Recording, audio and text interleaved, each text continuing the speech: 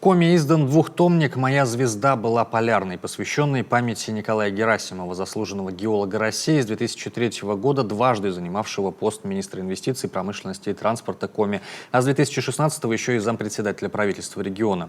Талантливый и уважаемый руководитель, локомотив развития добывающей и лесоперерабатывающей промышленности Коми, его не стало в 2018-м. Подробнее о жизни и достижениях Николая Герасимова, а также презентации памятного двухтомника Евгения Клаткевича.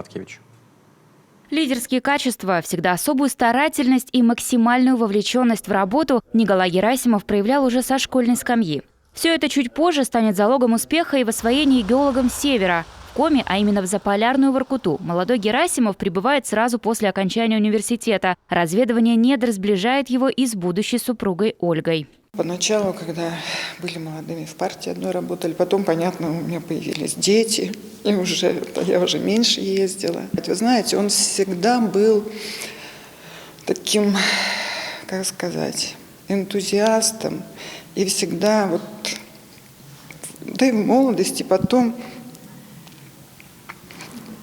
всегда был какой-то кураж. Так сейчас. То есть, понимаете, он брался, когда за дело. Он не просто так, он, когда брался, он понимал, что он может это сделать, хочет это сделать. Отработав 20 лет в Полярной Уралгеологии, в 1994-м Герасимов становится генеральным директором предприятия. Будучи у руля, он, наконец, добивается включения геологов в программу по переселению из районов Крайнего Севера. Ветераны отрасли переезжают как в другие районы Коми, так и в центральные регионы страны. Всех работоспособных специалистов Герасимов перевозит в столицу. Там в 2003-м начинает работу новая горно-геологическая компания. Приехавшие все трудоспособные геологи работали до последнего, и все получили жилье. Вот такого в истории переселения Воркуты не было.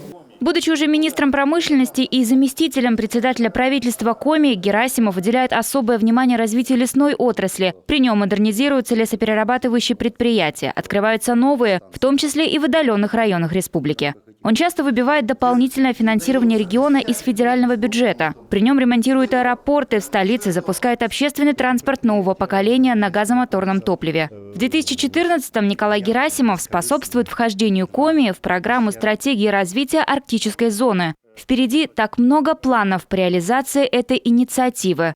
Однако, увы, череда достижений была прервана. Николай Герасимов ушел из жизни в ноябре 2018-го.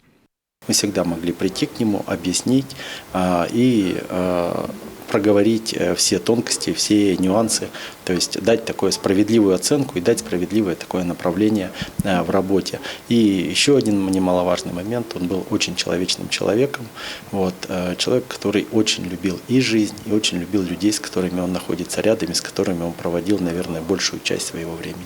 Через год после смерти близкие друзья и жена Николая Герасимова начинают работу над памятным двухтомником «Моя звезда была полярная». О жизни и карьере рассказано в 2 томах. В первом – стихи Герасимова, который тот написал при жизни. Свой литературный талант и особую любовь к поэзии он предпочитал не афишировать. На страницах также представлены редкие интервью с Герасимовым, очерки о нем.